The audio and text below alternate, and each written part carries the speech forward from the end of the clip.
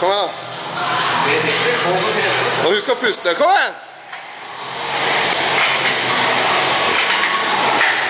Husk å puste.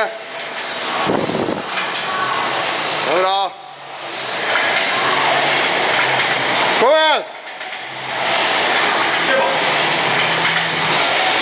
40 sekunder igjen. Og rett etter han. Kom igjen! Kom igjen, mannfolk. Maskin. Bruk beina. Husk å puste. Kom igjen.